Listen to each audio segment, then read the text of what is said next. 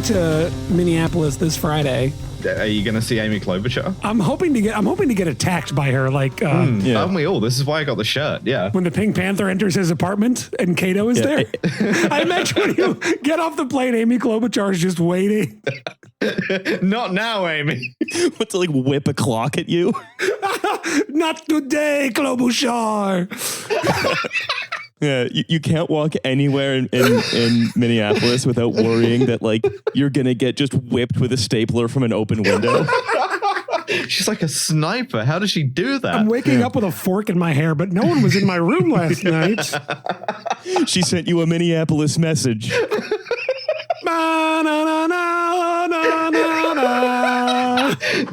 Clobe Father. Sorry, the problem here is that November is wearing a Klobuchar shirt. A Klobuchar 2020 that looks so unofficial. Yes. It looks like such a knockoff. Yes. It's so beautiful, and I'm hyper focusing on it. I'm so glad we're hyper focusing on my shirt because it's the first of about 20 different things I have to talk about today.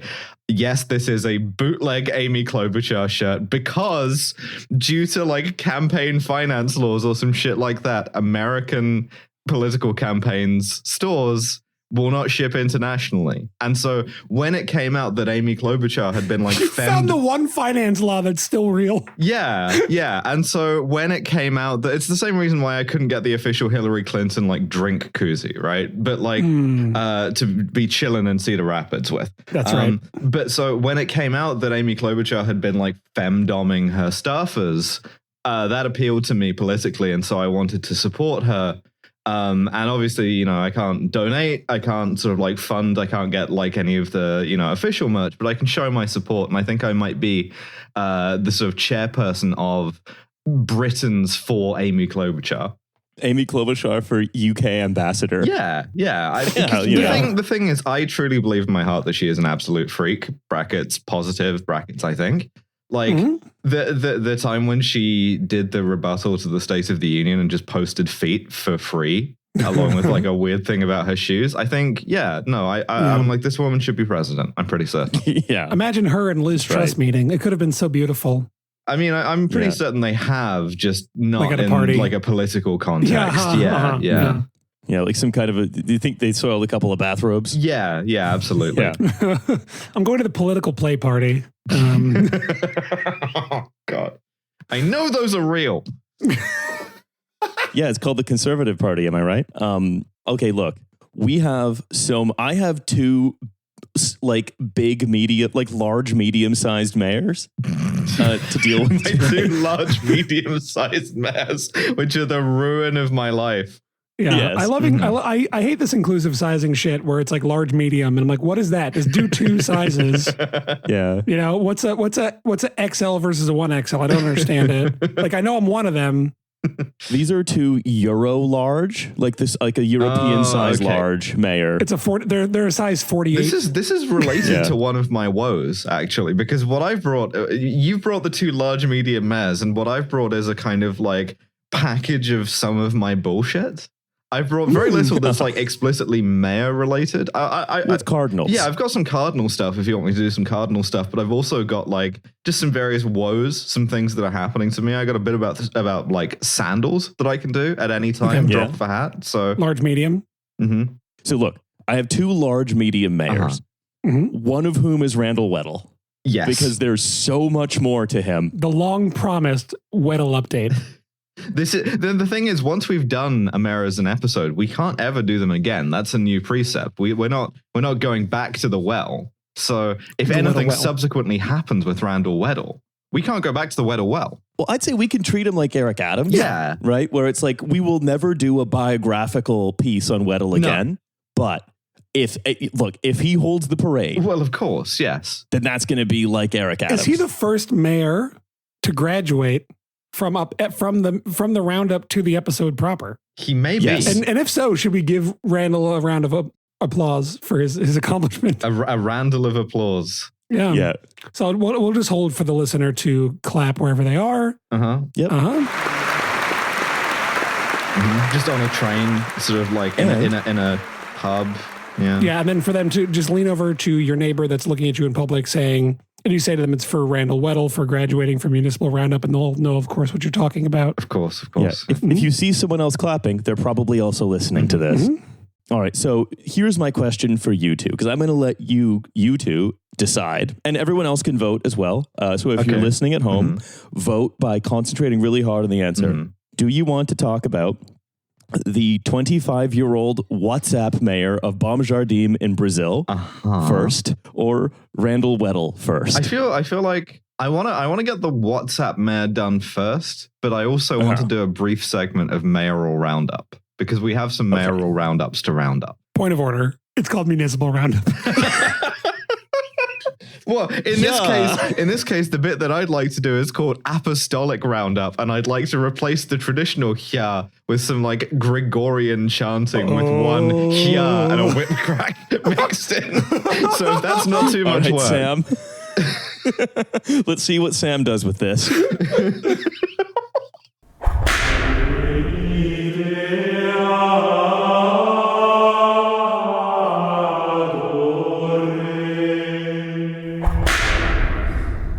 We got to pick a new pope on account of rest in power, previous pope, no longer alive. So you've seen the movie Conclave, perhaps?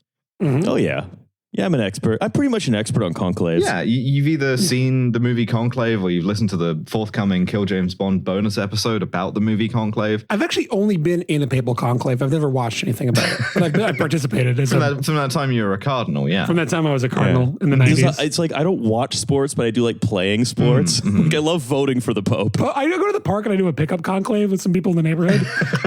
Shirts, V-skins, conclave. Getting dunked on by an 80-year-old cardinal at the YMCA. Yeah. He's shouting out the names of like cardinals you've never even heard of. You've got to go home and Google them. Yeah. The and one conclave videos are so impressive, though. So, as is also a precept of the podcast, popes as mayors, right? Shrimps as bugs, popes as mayors. And Jesus Christ.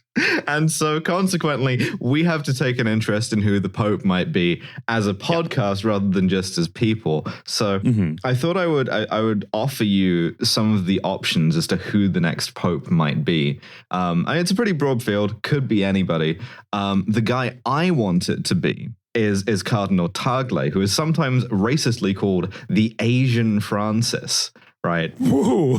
Yeah, he's woke Filipino Pope, or would be woke Filipino Pope. He is less homophobic and transphobic than average, which makes him a sort of like liberalizing reformer, and seems personally nice. Hey, that's my hope. I'm hoping for Filipino Pope. On the other hand, we have a large Italian contingent. It has been half a century since we had an Italian Pope. And, you know, like Francis kind of got in because he was, you know, Argentinian Italian, and that was Italian enough for the Italians. But now they want an Italian. So it's a slippery slope. You let into half an Italian, next we're going to have an Italian. Yeah. Yeah, exactly. I think I've seen at one point the front runner I've seen him described as, which I don't know, is Pietro Parolin, who is the like Secretary of State. And he's like the deep state Vatican guy. He's like establishment cardinal. He's not woke. Ooh, he's not woke. No, he's like managerial. He's bureaucratic. He's I don't know. He's the way that Joe Biden campaigned without the senility, despite being 90 years old or whatever. Yeah. How's his court vision? Is he like a 3&D kind of guy? He's like a fundamentals guy. Is the thing. That's the way I describe him. Yeah. Nothing flashy, Yeah. No crossovers. No, he's a lunch pail Pope. Absolutely. That's why he keeps the lunch pail under the big Gunzerich hat. Yeah. Of course. It could also be, we could also get Pope Pizza Baller.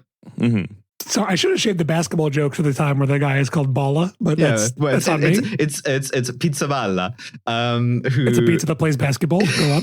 Yeah. Who's currently the like, oh God, I forget the word for it. He's in charge in Jerusalem, right? Which makes him in charge of also Gaza. And this has made him moderately woke. Cool goatee. Read some of his homilies. Pretty cool. The Latin Patriarch of Jerusalem. The Latin Patriarch of Jerusalem. That's a pretty good name. That goes pretty hard. Pretty good. My preferred Italian here is Cardinal Zuppi, partly because of the name. Yep. I mean, okay, soup. Yeah, exactly. Cardinal soup. You're not going in against the the pizza bala guy necessarily just on name funniness with Zupi, but it's something, right? And he's also the guy who's wokest on LGBT stuff. Not sure why, but weirdly he is. Conversely, in Europe, you have this guy Wim Ike, Dutch Pope. Horrible idea. Never do a Dutch Pope. I don't want that name. That's what the Habsburgs were fighting to stop. Yeah. Okay. Yeah. So Wim Ike is kind of the inverse. He's the inverse Zupi. He's the anti-Zupi. He's the opposite of soup. He's right? sort of a salad. Yeah. Because he's the guy who is kind of broadly establishment conservative, but has a real hard on for hating trans people specifically, and nobody knows why. So it's cool, but basically, like, and then the conservative thing is split between like any number of African cardinals, all of whose religious views are anti-capitalist, anti-colonialist, social issues, turbo Hitler, or Raymond Burke, who is pro-capitalist, pro-colonialist, social views, turbo Hitler. So that's the brief. That's the American guy, right? Yeah. That's the guy. He looks like a walking steak. It's incredible. Yeah. He's awful. One of the funniest things Francis ever did was kick him out of his apartment in Vatican City just because he felt like it and he didn't want him hanging around. So yeah, these are the candidates more or less. Could be somebody completely unexpected, but whoever it is going to get to become the new mayor and also some other things of Vatican City. Yeah. Maybe they'll do something about those wild dogs that have taken over parts of Rome. It's constant trebuchet battles between different condottieri. I was going to say I'm hoping they'll do something about the people all over the Italian peninsula making handmade guns and shooting each other all the time. If you listen to our Pope episode. You should listen to our Pope episode. That's the only way any of the jokes will make sense. Otherwise, this is just a straight recounting of like who the guys who might be Pope are, which I've just imposed on the podcast because I thought it would be funny. Yeah, and you know what? You were right. Well, thank you. Yeah. So, and if you want to know, hey, why do they think popes are mayors? We go through more or less the entire argument with Patrick Wyman a couple months ago. Yeah, or you could get at it from the logical corollary of shrimps as bugs if you understand why that's shrimps so. Then bugs. I'm actually putting that in the precepts right now, real quick. What, shrimps as bugs? Shrimps as bugs, comma, popes as mayors. Yes, yeah. Mm-hmm. Wait, let's edit the precept that a pope is a mayor to include that shrimps is bugs. Yeah, I'm just going to go through the precepts real quick one more time, just so we get them on the record on a free episode, because it's been a while. Number 1, respect for the nation of Albania. 2, explode the SS Richard Montgomery to see what happens. 3, Frank Ney was okay as far as we know. 4, Sarah Palin knows hoops. 5, believe drunken women. 6, shrimps as bugs, comma, popes as mayors. We're up to 6 precepts already? That's so many precepts. Yeah. You see how the Catholics got at it, you know? That's right.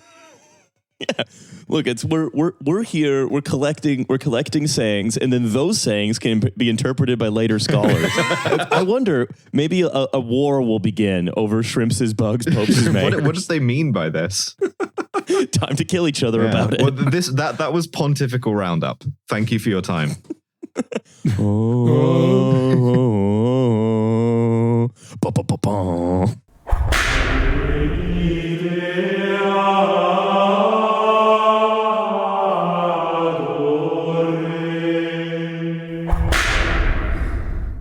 Also, I'm realizing that I called it 2 different things in like each side of it. I can't get the name of the thing right when I decide the name of the thing. Well, look, I assume people like that. I hope so. Write in. Don't write in. Write in to the Vatican. Yeah, just right let them to the know, Vatican. Hey, there's this cool podcast that gave you guys a shout out. You know, maybe you as like an up and coming. Shout out to the Vatican. Yeah, check out. So where can people follow you? At Vatican, at Pontiff. Yeah, I'm actually turning to all the popes, the hopeful popes, the popefuls that are all guests of the show right now. They're obviously they're here with us. They're not speaking. So I'm telling them to get the Vatican to follow us back on Twitter. Yeah. And Blue Sky, it's not happening. I would love the papal follow back. Yeah. Yeah, it's cool. Robert Serra from Guinea is just doing like warm-ups, you know. Mario Grech from Malta is stretching his quads. Say the trainer's got the big rubber band out for him. I didn't even mention half of these guys. So, yeah. The Hungarian one is just doing sprints tied to a big tire. Pope training camp. Seeing Matteo Zuppi with the big battle ropes, you know? Yeah, the papal combine is really a wonderful time of year. All right. You want to talk about some mayors? I want to talk about some mayors. I got some mayors. I got two. Okay, so we're going to do Lidiane Leite de Silva first, and then we're going to do Randall Weddle. Okay, perfect. Great. We culminate in a Weddle. Yeah, so these are both, I would say, medium arcana, right? They are inventing a whole new thing that completely fucks the tarot just as part of a metaphor. Yeah, we got the major arcana, the minor arcana, and the medium arcana. And the medius arcana, yeah. yeah. Like, the tower is a major arcana, right? Or like the emperor the or whatever. guy flying into the power lines in the hot air balloon. We're familiar. Yeah, this is like the business owner. Or like, the local notable, the stand-up comedian. I mean, that's sort of the niche that the podcast is in, right? That's what we articulate a mayor as someone who is neither major nor minor, but just kind of medium. Yeah, the medium arcana. Okay, so here is Lidiane Leite de Silva, the disgraced mayor of Bom Jardim, a city of about 40,000 people in the state of Maranhão in Brazil. Is the city named Nice Garden? A nice garden. Shame if something were to happen to it. Pretty Bom Jardim you got here. So Bom Jardim is a city of about 40,000 people in the state of Maranhão. Maranhão is a relatively low human development index for Brazil. Many families rely on the local school to feed their kids. Riley, I love you. This is such a graduate scheme way of approaching this. Okay, I'm going to tell you about this mayor. The human development index of this city. So let me just try that again.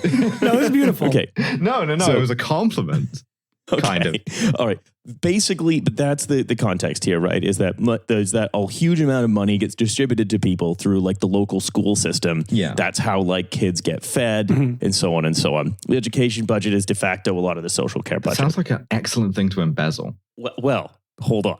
So Lidiane Leite de Silva was born on the 9th of Junho, 1990. So a fellow Gemini. And she brings that energy to the municipal government. Well, there's two of her? Yeah, now, not much is known about her life before politics, other than that she sold milk outside her front door in Bom Jardim for outside her mother's house, and then she worked at a supermarket. That's resolutely normal. I'm in my head now thinking of her as the twins from The Shining or the twins from that one Australian TV news interview. Yeah, but then the lift door opens and just milk comes out. So it's gonna get in the carpets. Gross. Yeah, that's the real horror of The Shining, is that the hotel is sort of sour smelling. I played a lot of viscera cleanup detail. I don't know what to tell you. I think that is the horror of The Shining. So she sold milk outside her mother's house in Bom Jardim, and then she worked at a supermarket. And at the supermarket, she met a man named Beto Rocha, who was a local rich guy, rancher, landlord, business owner, and general hustler. Oh, this sounds like the worst guy on earth, or the worst type of guy on earth. Oh, yeah. No, he's a piece of shit. Now, he was running for mayor in 2012, right? This is when all this sort of kicks off. However, he fell foul of something called the clean slate law, which says you cannot run for office if you've been done for corruption. So what does Lidiane do? She adopts her boyfriend's surname, calling herself Lidiane Rocha, enters politics, and then on his ticket, so 3 weeks before the vote happens in Bom Jardim, she's like, vote for me instead of my criminal boyfriend. Oh, so she's like a surrogate candidate. So everybody's got the signs that just say Rocha on them and not her name, Correct. Yeah. So she even changes her name. So it'd be vote Rocha. They can just keep all that. In fact, even so she wins during her inauguration speech. She says, "To be clear, I'm representing Beto. Beto is the one who will be in charge along with you. I'm just here to do what he says." I'm not thrilled about that, to be honest. I like the kind of hurried, along with you, of course, the voter. Yeah. He's in charge. Also, I suppose the people have a say as well. Not me, though. My boyfriend, landlord piece of shit you all hate, is the one in charge. And also, I guess, democracy or whatever. Yeah, I guess there's going to be some local democracy. And the thing is, though, you're expecting this to go one way, whereas in fact, it goes another, which is she's elected. She appoints Beto, or his full name is Humberto Dantas dos Santos. to be her secretary of political affairs, run the town. And then she says, I'm going to go live in São Luís, which is like another city. Did you say secretary? No, I did not. Yeah, was the secretary there? It's like the secretary, but Czech, you know? Yeah. So she appoints Beto to be like her second in command, quote unquote, or secretary of political affairs. And so he was responsible for running the day-to-day like life in the town. And then she just then moved to São Luís and immediately began living a life of quite extreme luxury somehow, even though her salary was only 12,000 reals per month, which is not very much money. So this is interesting then, because now we're thinking about the sort of, I was going into this thinking, oh, well, she's going to be like a cat's paw for him, and then he's going to like run the town through her, and he's going to embezzle all the milk out of the schools or whatever the fuck it is, right? Mm-hmm. But now I'm getting the sense that this guy, this piece of shit landlord, is maybe like a wife guy type situation, you know? As it would seem, right? So it goes some places. Okay. So basically, she ran away, and immediately the first thing she does is she starts flexing on Instagram relentlessly. She does not stop posting. I mean, I'd ask why they all do this, but this seems like part of the point of doing the corruption in the first place is Instagram. She's very much like doing live, laugh, love corruption. Like she's posting her Pilates routines, but with like very at expensive studios.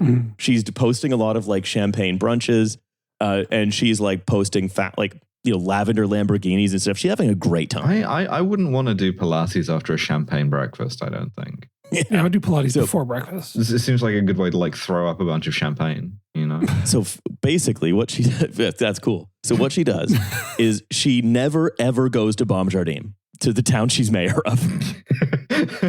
Just like, yeah, fuck this shitty town. It is here to subsidize my lifestyle as a minor influencer. Yeah, I'm busy dancing like nobody's watching, and I actually am kind of too busy to go there. I mean, listen, sometimes it takes a whole town. It takes a village to subsidize a girl boss.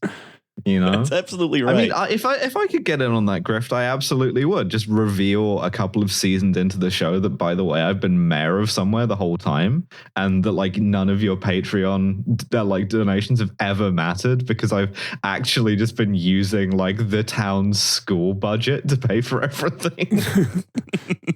Yeah, how do you think she affords all those Klobuchar shirts? That's smart. That's good business. Yeah, she's the mayor of a small village in Wales. It's very far away, and she's never been. So she's called the WhatsApp mayor because she never visits the town, and she runs everything from WhatsApp just by like telling people what to do in a WhatsApp group. However, so we're against remote working now. I see how it is. If you're a mayor, you have to come back to City Hall. You have to come back and work in the office. Yeah, for the fizz of ideas. So Malrinete Gralhada says, I was Lydian's vice mayor, but I was often prohibited from attending council meetings. It was like a dictatorship via WhatsApp. What meetings? It's a guy on a phone. Yeah. So it's like, so basically Beto is there administering contracts, essentially. She's partying it up in São Luís. This is the most cucked landlord in the world as well, to be like, yeah, I got my like hot girlfriend, and you know I made her run as mayor because I couldn't run as mayor, and then she just left to go to a cooler city, and she just posts and tells me what to do. Yeah, essentially, I told you it doesn't go the way you expect. Yeah. And then everyone else who's supposed to be working there receives frequent dictatorial orders from her that are like, you know, everyone into the meeting, and then like, you know, show me who's here. Okay, you get out. And then she just WhatsApps everyone the instructions. This is cool to me. Yeah. So this is but then the local residents began realizing, hey, there are no schools. Why we used to have 3 schools. Could have sworn we used to have some of these. Yeah. Yeah. No, they were gone. So this is like, I had to go to a lot of like translated Portuguese newspapers. For years, the town of Torre do Augusto in the municipality of Baumjardin, because it's like a municipality of lots of different little cities dotted around Brazil's northeast. Torre do Augusto has been promised a new school. This small village of nearly 60 families lies deep in one of Brazil's poorest regions. Jonas da Silva unlocks a rough wooden door to a building that currently serves as the school and reveals classrooms that have potholed dirt floors, mud walls crumbling, broken water fountains, saying it's more a place to keep your pigs than to teach children. During term time, 50 kids study here. In a community like this one with no running water, many families rely on school to provide meals for their children. He says, when Lydiane was mayor, they never had any food at school. And it was this absence of school meals in particular across Beaume-Jardim, as reported by parents, that triggered the investigation into the mayor and her associates. Right? So the authorities looked at Lydiane Leite's social media feeds, and they were like, okay, well... the quickest investigation in history, because she's just posted on Instagram, like, just starved a bunch of kids. Hashtag corruption. Yeah. She says, before I became mayor, I was poor. Now I have a Land Rover. Maybe I should buy a more luxurious car because, thank you, God, I have enough money to do it. I can buy whatever I want. I'm going to spend money on whatever I want. I don't care what you say about me. I feel like the classic sort of thing, I feel like a politician, all they have is what people say about them. That's a key part of the grift, surely. Yeah. Yeah. I just love that she was like, well, all this money I've stolen, I also was like, now I'm rich because I'm mayor. And they'd be like, don't you only make an official salary of 12,000 reals a month? And she'd be like, no. Let your voters become your haters on the Instagram of success. Well, her Instagram bio says, the best place in the world is inside a hug. I love God. I love this type of influencer shit so much, for real. Yeah, she's like, she is kind of like God's perfect mayor in some ways. Yeah, just all hype, all vibes, like starving your children and giving them malnutrition in order to pay for her getting a nicer SUV in a city that is not where you live. The best place in the world is inside a hug. Is that a precept? Can we add that to the thing? You can't keep adding precepts. It's certainly one of the better places in the world. I love to listen. I love to be hugged. But that's one of those beautiful sentences that only exist when you translate a Romance language into English, right? Like you just can't generate that language, that sentence in English naturally. No. Yeah. So in 2014, she's removed from office for the first time, but it doesn't work. What? Certainly the clean slate law. She keeps on getting, she keeps on successfully getting injunctions against the council for getting rid of her. So it would be like, oh, we can legally get rid of you if you're out of Beaume-Jardim for more than 10 days at a stretch. And so every 10 days, she would just drive through Beaume-Jardim and then back to St. Louis. Just waving at the window, a single gloved hand. Yeah, bye everybody. So she always had these injunctions that were saying she's been improperly removed. She's also facing multiple lawsuits, including for, unsurprisingly, unilaterally cutting teachers' salaries, failing to comply with the school calendar, and failing to provide school meals. I'm curious about failing to comply with the school calendar. I didn't realize that was binding on a mayor. Well, I think it's that she just would well, I'm not going to hire... Because the other thing to know is that the way that the corruption worked here, part of it was through the usual no bid contract thing, which we'll get to. Part of it was also just she transferred money from the city's account to her account. So she'd be like, this is the teacher payroll. I'm just going to transfer it to my account and buy a better car. And she just did that for years. So another thing to note here, right, is that Leite and Rocha, they break up in 2015. Most cucked man in the world. She ditches you for another city and a Land Rover, and then she dumps you. And the thing is, the only thing is that once they break up, she wants to keep being corrupt, but she is being even less careful about it. Because he was being her cucksigliere, he was doing all of the actual day-to-day work of transferring the money out of the teacher's payroll into her bank account. Yeah, what is less careful than never being in town and Venmo transferring yourself money from the school? What's less careful than that? Just looking at the receipts in the office of the school, apparently we spent 160 reals on Yves Saint Laurent. Yeah. So it's more like Beto is the one who's doing the corruption with the no bid contracts. She's doing the what if I just transferred myself the money corruption. Okay, I see. Yeah. So that's when people are making a huge hue and cry about this, he leaves and she's just doing I'm just going to transfer myself the money corruption. The Brazilian federal police, they start to look into this stuff. God forbid a woman does what a man was already doing. So when the investigation was launched, the public prosecutor's office of Maranhão requested the removal of the mayor. And her immediate response was, I don't care. I want them to investigate. I want those responsible to be punished if there is one, and I don't know if there is.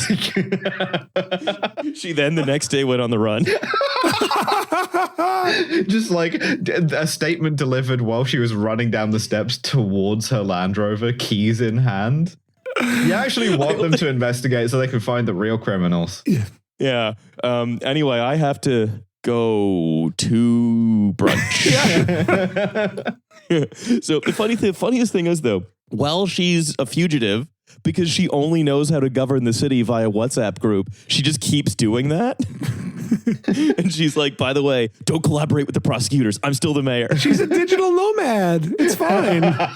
Moving to Mexico City, annoying the shit out of everybody. Yeah, the locals hate her, but you know. So Operation Eden, as it was called, was this investigation against her, and also a couple other people, including Dos Santos, Beto Rocha, as well as Antonio Gomez da Silva. Like, there were lots of people in on it. And it was Fabio Santos de Oliveira, the state prosecutor. This is, again, a quote from another a Brazilian newspaper.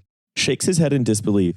More than 10 people are under investigation with money pilfered from every part of the budget, but especially health and education. In one case, they contracted fake companies to rebuild 3 schools in Boom-Jardim to steal money from the budget. In the prosecutor's thick stack of manila files, there's a photo of a small store, shelves lined with oil, sugar, and household goods. He asks, how could this shop win a contract of more than £100,000 to rebuild a school? But that's what happened here. We're just going to we're going to run the contract through the grocery store. And also, the police were investigating transfers of tens of thousands of reals, which were made from the city hall account to Lydian's personal account. Cool. In addition to the mayor, former secretaries, and businessmen are also being investigated due to irregularities found in contracts signed with shell companies. For example, that one company, Zabar Produciaus, received like 1.3 million reals, and Ecolimp received 1.8 million, but neither company was found to exist. Ecolimp? Yes. You're telling me that Ecolimp was a phantasmic sort of organization? There was no real Ecolimp? Yeah, there was no real Ecolimp. Ecolimp was, it was not nowhere to be seen. Bom Dia Brazil found out that none of the 28 schools planned for renovation were ever renovated, and that 2 of the companies that won bids only exist on paper. One of the companies received the Bom Dia Brazil team by closing the door. Well, there's nothing back there. It's a shell company. It's just the facade, like a Wild West town. Yeah, I close the door. The entire building falls perfectly around the door, like Buster Keaton. It's Brazil's comedy city, the slapstick town. So in 2013, the city government signs a contract with farmers to provide school meals in municipal schools, for which each farmer gets 18,000 reals a year. One person, Dona Zulede, name appears as one of the suppliers. Then Bom Dia Brazil goes to talk to her. When Dona Zulede says, effectively, I am not a farmer. I have never planted anything or sold any food. And then Bom Dia Brazil says, how did you get into this? To which she responds, I don't know. Look, I was at a Pilates class. I made some agreements. I don't know how I got this far in. You go to a champagne brunch in Santa Luis, and the next thing you know, you become registered as a farmer. So 39 days after she fled, she then turned herself in and then was sentenced to like wear an ankle bracelet to prevent her from returning to Boom-Jardim and living in São Luís. Was there much risk of that, given that she seemingly hated it there? I don't think so. Her lawyer stressed that her youth and inexperience led to her mistakes. Which I think you have a pretty decent mitigation here, where you're like, Your Honor, this is the like girlfriend of the local landlord, and then things got out of control. She is deeply stupid. Yeah, she's behaving in the way that like when there's like an intern at your job that doesn't know what they're doing and they shouldn't be there, and just and then you're like, what have you been doing? And they're like, printing things. I've been printing contracts and signing them. Here's the very funny thing, right? She goes on the run, and then like 8 days later, her tenure as mayor is revoked. But again, the town does it too soon. They don't wait the full 10. And so the court has to overturn that. And so she becomes mayor for a 4th time on August 9th, 2016. Our mayor is wearing an ankle tag and has switched from doesn't go to the town to is legally forbidden from going to the town. At the time, Lydia Leite was surprised by her return to political life in Beaujardin, saying, "It was a surprise for me. I was going back to school when I was informed about the decision." Incredible. Then August 11th, 2016, 2 days later, Lydia is removed from office for the fifth and final time at the request of prosecutor Fabio Santos de Oliveira. Doing the Australia, America thing, but for whether or not this woman is mayor of this town. So, they basically needed her to come back as mayor just so they could fire her properly, which the state prosecutor did right away. Yeah, but she didn't know that at the time. So on August 9th, she was like, "Hey, you're mayor again." And she was like, "What? Really? Are you sure?" Yeah, I'm surprised, but all right. And then 2 days later, "Okay, yeah, no, you're not mayor." I love the situation where this woman hates being mayor and the town hates her being mayor, and yet they make her mayor so many times. The 6-time mayor of the city. She's mayor 5 different times over the course of 3 years. You just got to throw a non-consecutive term in there for seasoning, and she's the most anomalous statistically mayor we've ever done. Eventually, the following year, she was convicted of administrative offenses and millions of reals blocked. All the frauds, for all the frauds. And then they keep like Kwame Kilpatrick, they keep on finding more money that she has to pay back. She's like, "I told you, I spent it on brunch and Land Rovers and stuff." And then in 2019, she was sentenced to 6 years in something called open prison for her various thefts. What is open prison? Well, like a minimum security prison. Yeah, like club fed kind of. Okay. Beto Rocha went to jail also for the same stuff, and then he was also convicted of abusing somebody else, and so then he went sent to jail for way longer. Yeah, he went to closed prison or real prison. Yes, he went to real jail. So that's the story of Lydia Leite, the party mayor of Beaujardin, who never went there. Wow. This is like a Coen Brothers movie. I'm a big fan of this one. Yeah, I love her. I think she should do whatever she wants. I hope she runs for mayor again. Gets out of prison, runs for mayor again. I learned my lessons. All right. As a condition of your parole, you have to not run for mayor of Beaujardin. Got it. Checking in with your parole officer who makes you piss test to see if you've been running for mayor or not. Hey, Lydian, it looks like you've been released. And she's like, "What? Early?" And they're like, "Yeah, you've a procedural accident has occurred and you're mayor again." And then they have to put her in prison again 2 days later. By being mayor and not mayor, she's doing it so quickly that she's generating free electricity. I was going to say, it's a quantum superposition of Our being city's the mayor. Girlboss Franz Kafka. So I want our second course now. Randall Weddle. Bring me Weddle. The long-promised Randall Weddle biography episode. Now, there's not a lot of new information about him, so we're going into his past. Doing a deep dive on Weddle. A deep dive in the Weddle Sea. Get me Weddle. Randall Weddle is a Kentucky businessman in the reverse logistics trade. So he owns a company called WB Transport, which is basically what they do. And he owns 6 related companies. And he owns logistics. Just sounds like a euphemism for theft. Just in Goodfellas, after the airport reverse logistics, everybody was eating. He's unfathomably local rich, basically. Okay. From his business in transporting things in reverse. He's transporting the inverted time containers from Tenet. He's running the truck's odometers backwards to resell them at a lower mileage than he bought them at. Does Randall Weddle move through time in the same way that we do? Because possibly the parade has already occurred. Oh yeah, maybe the parade is occurring horizontally in time. Yeah. Right.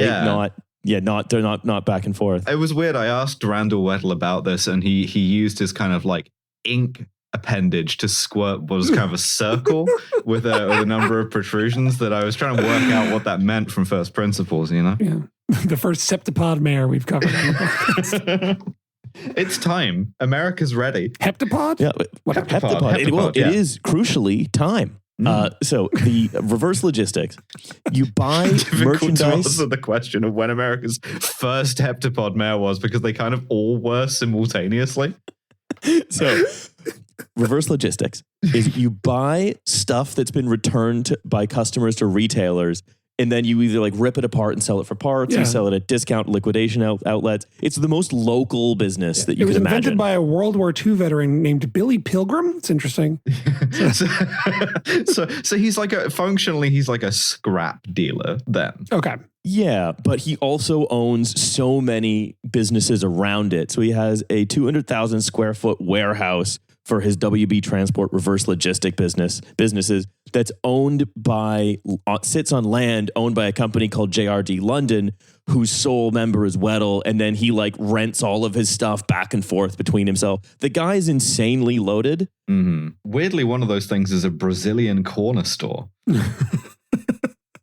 And like he's got like, 9 homes. He is a local hustler, basically. Sure. Okay. He's the Beto Rocha of London, Kentucky. In 2022, he wins this hotly contested mayoral race as a political newcomer. And the reason it's hotly contested is that the previous mayor, who is, of course, in the mayortaculus as well, was also accused of a lot of wrongdoing. Uh-huh. He was like a sort of self-funded weirdo.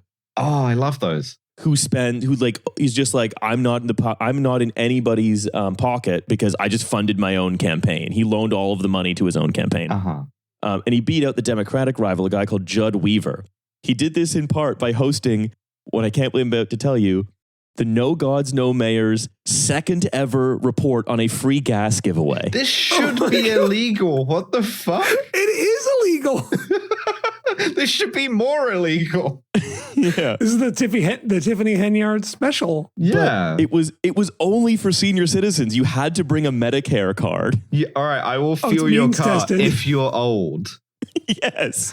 And then it caused so much traffic because another mayoral candidate was also doing a free gas giveaway at the next gas station. God, what is it? Is the United... I'm not familiar with this, right? I've only been to the US once in my life. Is it common to drive around and get caught in traffic between different like petrol stations and think, it's mayor season? There must be 2 free gas giveaways. I would say as an American, this is unusual. So a story in the local newspaper said thousands flocked to the gas station for $50 in free gas, as well as a chili dog. Ooh. Was the chili dog also limited to old people? It doesn't say. No, but it had been dipped in gasoline. So that, however, a complaint then alleges, like a sort of ethical complaint is made about this, that alleges that Weddle provided voters also with limousine rides to the polls with instructions on how to vote for Randall Weddle. This is cool. I mean, I love this guy. He like filled up my car. He gave me a chili dog. He put me in a limousine to the polling station. Yeah. So basically a complaint was made to the elections overseer against him and the other candidate who also tried to do the gas giveaway at a different store. The other candidate, by the way, was the 6th place winner, a family court judge called Jonathan Jones. So I don't know if he was going to win in Southern Kentucky. You're giving away gas to get elected as a judge, or... I believe he was doing another promotion at a nearby store. Excuse me. However, okay. I need to tell you this. The complaint was penned by one Charles Douglas Phelps. Okay. That's the guy who he accused of being in a pedo clan later. Oh. And was he in a pedo clan? Well, so Phelps, because remember, there were the 3 brothers, one of whom pled guilty to possession of explicit material involving children in 2013. This is the guy. Yo, so the one guy who complained about the gas up your old people event, corruption, was the town pedophile. Just like, I hate stuff that has to do with old people. That's the opposite of what I like. So this is from the Sentinel. There's all these disgusting like old people with like crow's feet around. Yeah, they're blocking my view of the school. Yeah, I'm going to complain to the elections board. So Charles Douglas Phelps was this school administrator. I knew he was a school administrator who pled guilty to possession of child indecent material involving children. In 2013. Cool. I hope they put him in closed prison. And I hope he dies. I also hope they put him in closed prison. Yes. So this is again a quote from the local paper. He was pardoned controversially by former GOP Governor Matt Bevin at the end of his tenure. What? Why? I don't know. It's like this guy Matt Bevin at the end of being a governor pardoned so many people, but like this kind of guy. God. We electing like a creep governor. He's an abolitionist, but just for creeps. Yeah. So when contacted about the complaint, Phelps said Weddle was, quote, behaving like an idiot with a lot of money. I filed the complaint against Mr. Weddle in the gas giveaway because I thought it was the right thing to do.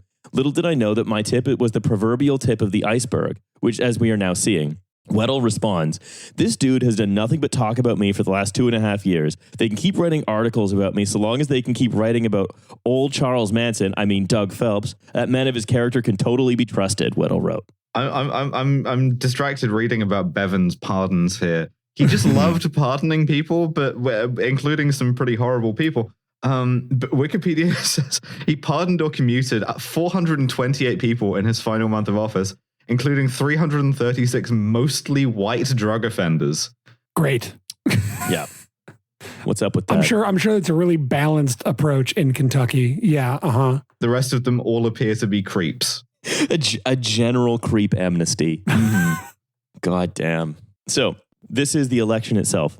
And again, because this is so local, so much of this is on like inaccessible Facebook groups or stuff that like there are hints of what happened, right? I'm doing the best I can. The thing is, we can't send like a field reporter to London, Kentucky, because then, the pedo clan might get them. That's right. I mean, so we've just got Riley, like Viggo Mortensen in Lord of the Rings, kneeling down and like smelling the ground. We're doing like OSINT, Yeah. A mayor passed by here. little traces of Sash. picking up a little torn piece of Sash and crying. Not idly does the Sash of Lórien fall. So this is an article from 2022, and it's really short because it's like a little local update thing. I want to read the whole selection because the final line is crazy with what comes before it. Transparency of city council meetings was a key topic of conversation between Weddle and candidate Judd Weaver. Judd Weaver said, these meetings should be given live streamed. However, it needs to be done to get it at the citizens. That's first and foremost. Weddle agreed. We must live stream this stuff. And then all of us that you elect into office can be accountable for the things that are being said and done inside the council meetings. Both candidates were successful businessmen saying of downtown, we need to make it easy access for downtown to be vibrant so we can look at the ordinances restricting business owners from doing things downtown. This is Weddle. Weaver said, there's a lot of things going on Main Street and a lot of opportunities and possibilities for businesses that come really fast. The conversation degenerated when both men accused one another of stalking and hiring private investigators. I've been able to find nothing more on that. Just like a pretty kind of normal municipal conversation. By the way, each of these men believe the other is having them stalked. Yeah, both mayors gang stalked.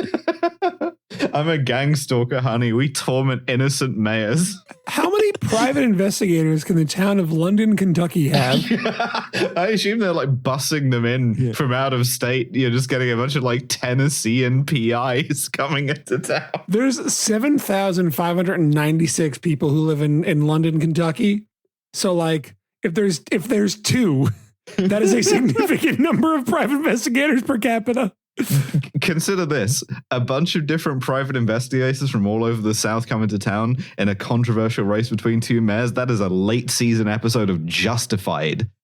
The private investigator conventions in town. Yeah. most of them don't just come for like the 2 days of the convention. They actually come for a few days on either end to pick up any extra work there might be. Yeah. Ralph Steadman did some really cool drawings of those guys. So also, we have one listener in London, Kentucky, who I invite, please. Stay safe. What was it like when every private investigator in the world was there? Yeah, they've actually got 15 per 10,000 people in London, Kentucky. This is the rare, please do write in, listener in London, Kentucky, to please fill in any gaps that I'm inevitably leaving because the amount of information on this is so scattered. Not in a way that endangers yourself, though. Yeah, no, just whatever you know offhand. However, Weddle's first brush with controversy comes in like 2022 between 2022 and 2024. Because starting in 2021, December, a series of donations linked to Randall Weddle through business or family ties were made to the Kentucky Democratic Party and Andy Beshear's campaign for governor. So, like the previous GOP governor it's a war between the governors as well, right? Because the previous guy pardoned Phelps, and now Weddle is funding his opponent. So about $700,000 in donations to either the Kentucky Democratic Party or Andy Beshear were made by people with either people with ties to Weddle, his family, his lawyers, like everybody who knows Weddle ends up maxing out donations to Beshear. Maybe they're big like trans rights people. I don't know. However, what happened was, it turns out that to save time, Weddle just kept putting them on his own credit card. He handed his credit card to every one of those people in perfectly good faith, and they, on their own authority, decided to max out their donations to Andy Beshear. Your Honor, they all told me they needed jeans, and I was helping them out. So that basically it was the Kentucky Lantern, this like local paper, is like, hey, it seems weird that Beshear is getting like these concentrated donations. Where's this coming from? And they're like, what the fuck? It's Randall Weddle, the Republican mayor of London, Kentucky, is donating like near enough $1 million to the Democratic governor. Out of spite, maybe? Yep. Well, there's a little bit of quid pro quo, allegedly. Yeah. So most the Lantern writes, most of the contributions in late 2022 attributed in reports to his family members and employees were actually made by Weddle on his personal credit card. The Beshear campaign and party quickly reported to the election board that Weddle said he had done so by accident and made excess donations on his credit card. Yeah, I enter into a fugue state and donate a lot of money to Andy Beshear. Yeah. So it's like what I was doing when I got the Klobuchar shirt. He wasn't even he was trying to do straw donors, but he just was too kind of oafish to do it properly. So yeah, it was about $202,000 had to be he put on his credit card, had to be refunded to Weddle. Incredible. So in 2023, Weddle starts getting quids pro quo. Or for example, like a whole state road building project that benefits his business gets like moved up to be constructed ahead of schedule, or Beshear appoints Weddle to a spot on the advisory board of the Kentucky Transportation Center. On June 10th, 2022, he submits his application to join the board 4 days earlier on June 6th, 2022. The application included only Weddle's name and phone number. It was otherwise entirely blank. It just said the word wink. That's also, Weddle is no stranger to defamation lawsuits. In early 2024, in February, Weddle files suit against a woman named Sherry Smith, who reportedly said that Weddle would have people's cars vandalized for staying at bars and restaurants for too long. What, do you get like a warning in that situation, or is it just I go outside and find that the mayor's goons have destroyed my car like in Reacher? So Smith said, one of the ways you can is say, well, you can't prove or disprove this person's statement, and it's a fact. But if you can't, then it's an opinion. And the statement that we have here is, support London. The mayor and his cronies are marking tires if you spend too much time dining or watching Reed play ball. In the lawsuit, Weddle claims that Sherry Smith made several posts on Facebook about him between 2023 and 2024. Why doesn't the mayor want people eating at restaurants? You need throughput, that's just good business. That's the logistics. You're not just standing outside the restaurant. You got to turn those tables over. It's good for the margins. If you keep hogging that foretop, I'm going to let the air out of your tires. Put that on the campaign poster. The maitre d' is picking up the red telephone that rings the mayor's office. We got a party at 2 that just ordered 2 dishes and they will not leave. Yeah. There was a 6-top of ladies that are getting starters as mains. Oh my God. And they do not. They're splitting one salad. Repeat. One salad. The mayor's goons just go, like slide down a fireman pole and just drive to just start bashing the cars. They're all coming out of the baseball dugout like in the Warriors. Yeah. They're writing on the tires in chalk, like they recommend 3 small plates per person, actually. Yeah, in London, Kentucky, when they say, have you been here before? Because it's a bit of a different experience to other restaurants. They mean that shit. It's more of a warning. So anyway, I don't know if this was necessarily true, but it is. The mayor appears to have sued someone who believes that his goons are vandalizing cars for people who stay at restaurants for too long. So this brings us to 2024, and Weddle is just fully embattled at this point, right? We didn't know how embattled he was when we first talked about him. But yeah, he's like, all of this stuff has been dogging him. So this is December 2024. Doug Harless is shot by the police, which is the inciting incident that causes the Phelps, who all hate him, to start like complaining about him a lot at city council. And then he goes on the True Crime podcast and is like, yeah, they're a pedophile family. Cool. So that brings us to the present day and the parade that has not yet been. The pedo parade. If you want to recap, just in case people have not listened to all the Weddle-alia, do you want to quickly recap what the pedo parade is, please? So the greatest parade the world has ever known or will ever know is when Randall Weddle and his lawyer, Jeremy Bryan, after being accused, themselves sued for defamation by the Phelps brothers because he called them all a pedo clan, including two other brothers against whom there's been no indication they ever did anything. That he went on a podcast that's released on YouTube that's been since deleted, unfortunately. Says, obviously these guys would hate me. They're all pedophiles. Let he who has never popped off slightly too hard in a legally inadvisable way on a podcast cast the first stone. So then they sue him. And then he and his lawyer, who's a little guy, Randall Weddle's a big guy and his lawyer's a little guy. It's great to see them together. You got to have that dichotomy. You have to. Yeah. They just say good character design for your cast. They say that if these lawsuits aren't dropped by a certain date, they're going to line the streets with their supporters and those who've been injured by the Phelps family for a parade of accusation. This parade has not occurred. However, there was a parade in support of Doug Harless, the guy who was killed by the police, basically being like, hey, Doug Harless was killed by the police. We need better oversight. Someone should go down for this. Because Randall Weddle was very secretive about it. He was he stonewalled and tried to protect the police department after this happened. And possibly one of the reasons the parade that wasn't is that the documents that Weddle and Bryan are waving around in that video, it appears as though they were obtained illegally because those were expunged after Doug Phelps was pardoned by the governor. Oh, so the pardons again. Yeah, right. So basically now he he's now being sued by a bunch of people who are mentioned in those documents that they unlawfully retained and distributed expunged legal records relating to this interviews with people while they were still minors and stuff. The whole thing stinks to high heaven. The craziest thing about the creep amnesty is that it has such legal force that you can't even whistleblow on the creep amnesty. Yeah, absolutely. Cool. Yeah, so that whole element of it stinks to high heaven, right? I don't know enough, right? But I assume this is some James Ellroy type shit going on here. It's real bad, I imagine. Yeah, but in addition to all of this crazy shit happening, Weddle is still just running the town as normal. He still has to do messed up. He has to still go and cut ribbons. So his most recent act, possibly coming into force on May 5th, depending on how London, Kentucky votes, is to make bullying a Class A misdemeanor for children. And, well, he's like, I'm a victim of bullying recently. Yeah.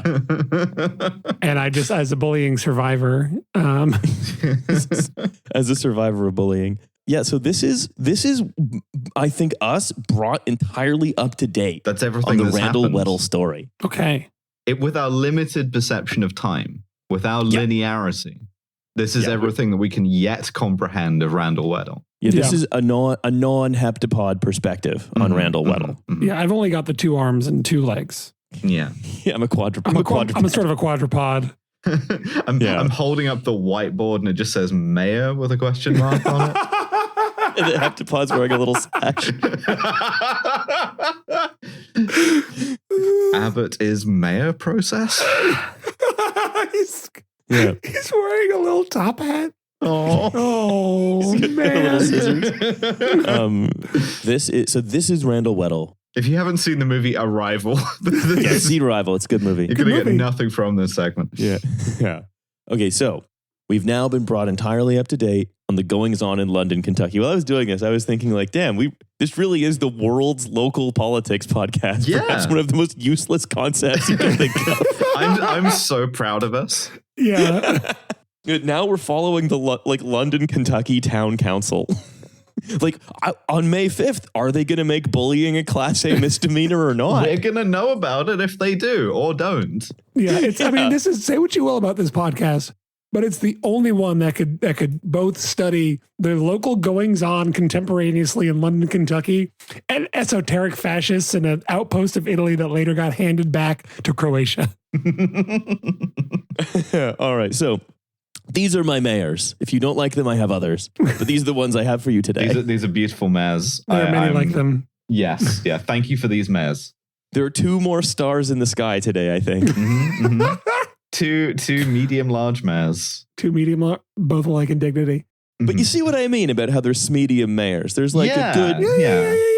Neither's enough to carry an episode on their own, but together they provide a gestalt, you know? Too big for a municipal roundup, too small for a whole episode themselves, yet together, transforming into like Voltron, they are the medium large, this medium mayors. The Metaculus has such wisdom to sort of like arrange this for us. Yeah, I would say that they are big, but it's the municipal roundups that got small. Yeah. Tiny, yeah. Sash got smaller, Vision got bigger. All right. I think that about does it for us today on No Gods, No Mayors. Beautiful. But thank you very much for listening to this free episode. Free episode.